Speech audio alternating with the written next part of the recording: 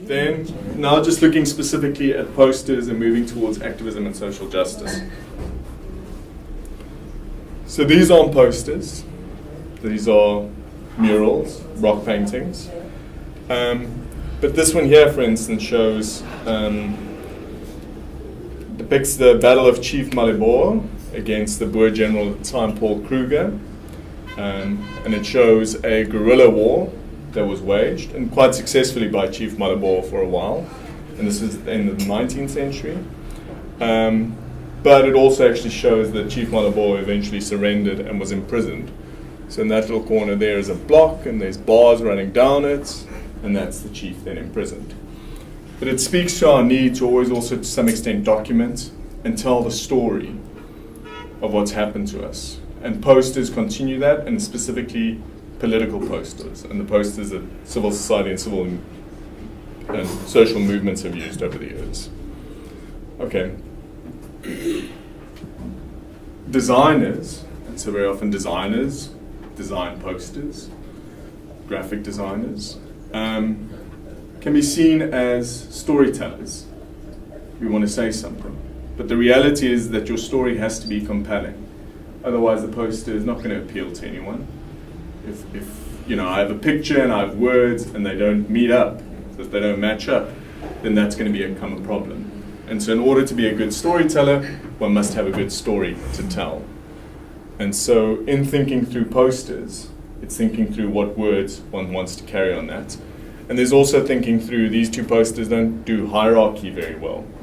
But if you have lots of information on a poster, so where for instance it was going to be a Women's Day event on the 9th of August this year, you might have that text big, and then you'd have a bit smaller saying Women's Day event, 9 August, and then smaller below that you would then have the specific time and the venue.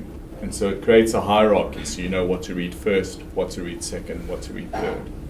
Okay, but yeah, these are great examples of good copy that kind of stirs a bit of an emotive thing in one, and one connects to it. And I think all of us certainly know that one. Now you have touched a woman, you have struck a rock, you have dislodged a boulder, you will be crushed. We're familiar with that. And similarly, that's a beautiful sentiment. And that's Solomon Mushlangu. Okay? So that's, tell my people that I love them, that they must continue the struggle.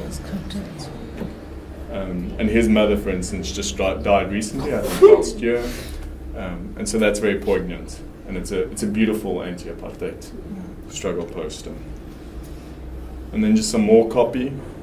The Freedom Charter has been an endless source of great copy for social movements in South Africa, because those points are just so nice and concise. The people shall govern. There shall be peace and friendship. And if you think of there shall be houses and security for all, kind of becomes pertinent now. You think of Nkandla. You know, there can't just be security for some. There has to be for all of us. We think of service delivery issues, and we realize that those are still great rallying cries that we can use today. And this book is actually part of the Ahmad Lewis Library. And so, yeah, I'm going to leave this here. I've taken it out, but I'll book it back in. And so page through this at some point, because what's also quite amazing in just paging through this is how it underscores that a whole lot of issues that were being raised in the 1980s are still being raised now. It's not to say that society hasn't changed fundamentally and hasn't changed for the better, but a whole lot of the struggles that we're facing have come since then. And so it's interesting to be able to maybe use some of those images and that imagery in the social movements that we have today. And then there's the use of symbols. So the fist, we're all familiar with that. Equal educations use that. Political parties still use that. And there's multiple ones in the air, for instance. So build UDF, and then you have the bricks, and so you're visually showing the building of this fist and its strength. And so there's multiple symbolism that then is used in a poster. Hands generally are very good. So I know Equal Education very often uses the images of, a whole bunch of hands holding up a calculator and a pencil and a protractor, and it speaks to people accessing their rights. Oh, thanks for informing us. My God. So, yeah, some of these things are very self-evident, but that's what makes them powerful, because we can immediately relate to it. We can see that. And because they've been used in multiple different iterations, it also means that the instance, when we see it again, we immediately know the context. Okay. And then what about this one? The open hand? Yes. Well, I guess it depends on how it's connected to your body. So if it's opening, I mean, that's stop. Oh, okay. You know. Stop So- taking our land. Stop taking our land. Stop abusing. Stop abusing. Building country. Stop. So there's that. Stop talking about Ngal. So hands become very powerful. You're right. And in multiple ways, and in just changing up a hand can say so many different things.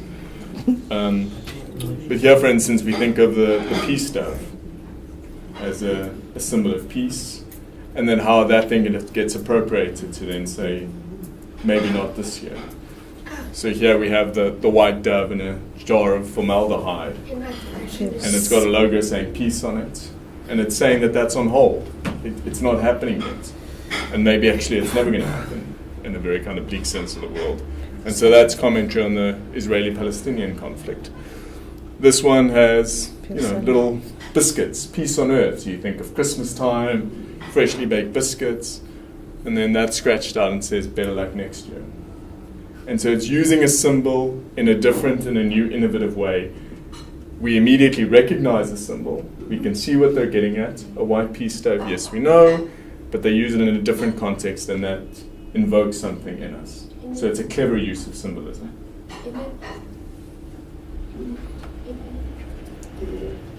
And then here, just to bring it a bit closer to home, you have two symbols.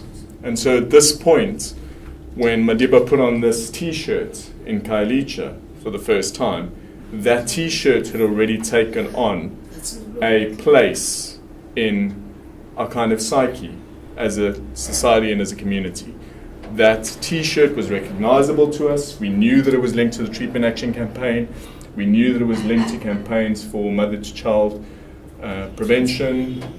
We knew that it was linked to a campaign for treatment. So the T-shirt in itself had taken on a symbolic status.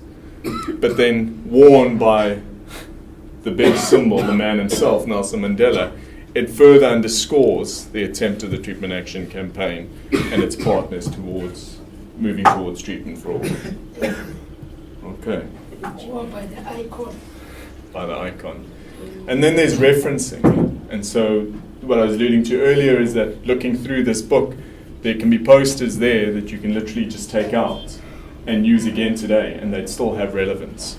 And so we can reference that. We can go back and we can draw on those images.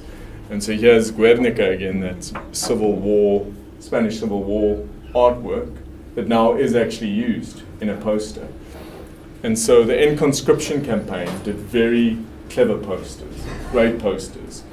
And just to contextualize that for you guys, so there was conscription in South Africa for all white men after they left varsity. There were certain instances in which they could opt out of that, but on the whole, everyone was required to serve in the South African Defence Force. It was then the SADF, and it's now the SANDF.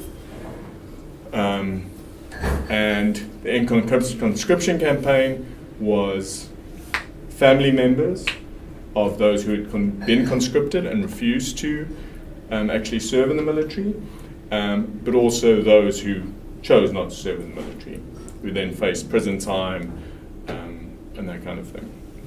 So, yeah, that's End Conscription campaign. Then these two I just kind of like, and a whole lot of this stuff is very subjective, and so it's also what I like as an individual, but they're relatively basic and very crude, but they're very powerful at the same time. And so my sense would be that a social movement today should possibly start using this imagery again. Because it doesn't pretend to be anything else. It doesn't want to be flashy or fancy. It simply acknowledges the hardships and the reality. So the one on your left there is from 1968, and what it says there is, he is the havoc. So the craziness, the anarchy, he is the havoc. And they're referring to Charles de Gaulle at the time, and this is in response to a statement that he made, which was, la réforme oui, la chindite no. So yes to reform, no to havoc. And then their response was like, but you're the havoc, you're the problem, essentially. And then this one is much later, but I think this one definitely kind of draws on the simplicity of that. And so this would have been in the 1980s in South Africa, and it's referencing that to some extent. And this one was done by the Atelier Populaire, which was during the student uprisings in Paris in the late 1960s. And they produced a lot of work, and a lot of it was this simple and this crude. And I think there is drawing on it from that. There's lots of examples. There's pretty much an entire page that has a whole bunch of those posters, that similar style, that emerged in South Africa in the 1980s.